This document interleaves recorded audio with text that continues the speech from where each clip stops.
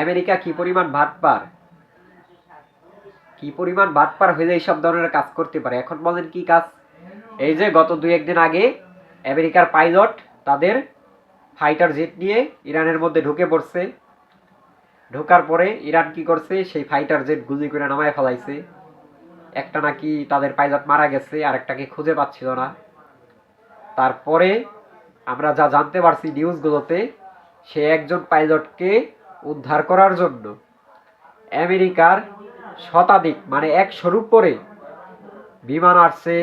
তারপর হচ্ছে এয়ারক্রাফট মানে অনেকগুলো যাত্রী বহনকারী বিমান, বিশাল বিশাল, সেগুলো আসছে। অনেকগুলো হেলিকপ্টার আসছে।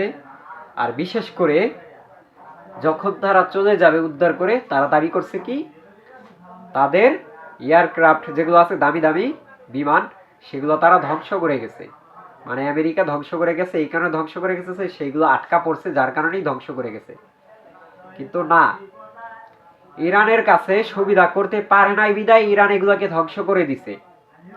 যার কারণে নিজেরাই দাবি করতেছে আমরা ধ্বংস করে ফেলছি, কারণ এগুলোর জন্য প্রযুক্তি ইরানের কাছে না যায়।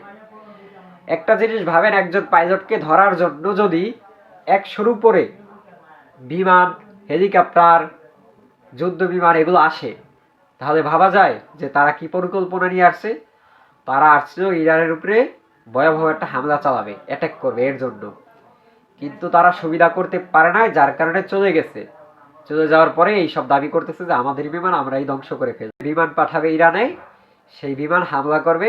তারপরে তারা সেই হামলার নামে, অভিযানের নামে, সেই পাইলটকে খোঁজার নামে ইরানের মধ্যে ঢোকার চেষ্টা করবে। আসলে ওদের কি কৌশল এটা ইরান ভালোভাবেই জানে।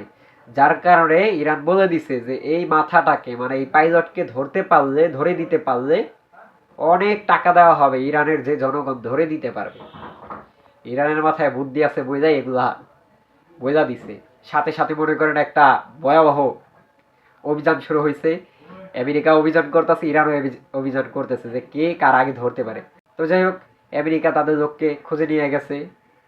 কারণ খুঁজে নিয়ে যাবে না, কি করবো, সুবিধা করতে পারে না তো, ভালোভাবে ঢুকতে পারতেছিল না, চেষ্টা করতেছিল। লাস্টে না পাইরা তাকে নিয়ে চলে গেছে। এরা একটা কৌশল, একজনকে তাদের দেশে পাঠাবে, সে বিমান বিধ্বস্ত হয়ে পড়ে যাবে, সে কিছু তথ্য দেবে, সেই তথ্যর অনুযায়ী তারা এসে হামলা করবে, কিন্তু সুবিধা করতে পারলো না। তো যাই হোক, আমেরিকার বুদ্ধি এখন পর্যন্ত ওই লেভেলে যায় নাই। ইরানের বুদ্ধি যে লেভেলে এখন পর্যন্ত আছে। ডোনাল্ড ট্রাম্প নিজেকে অনেক চালাক দাবি করে, নিজেকে অনেক বুদ্ধিজীবী দাবি করে, কিন্তু সে সবভাবেই ব্যর্থ হচ্ছে ইরানের কাছে। হয়তো ইরানের ক্ষয়ক্ষতি বেশি হয়েছে, আমরা দেখতে পারছি, ইরানের অনেক মানুষ মারা গেছে, আমরা দেখতে পারছি, কিন্তু বুদ্ধির কাছে, কৌশলের কাছে আমেরিকা কিছুই না ইরানের কাছে। এই বিষয়টা মানতে হবে, কারণ আমরা দেখতেছি বর্তমানে মধ্যপ্রাচ্যের যুদ্ধের পরিস্থিতি আমরা দেখতেছি, যার কারণে এই বিষয়গুলো আমরা খুব সুন্দরভাবে বুঝতে পারতেছি। তো সকলেই ভালো থাকবেন, সুস্থ থাকবেন। ভিডিওটা দেখার জন্য সকলকে ধন্যবাদ।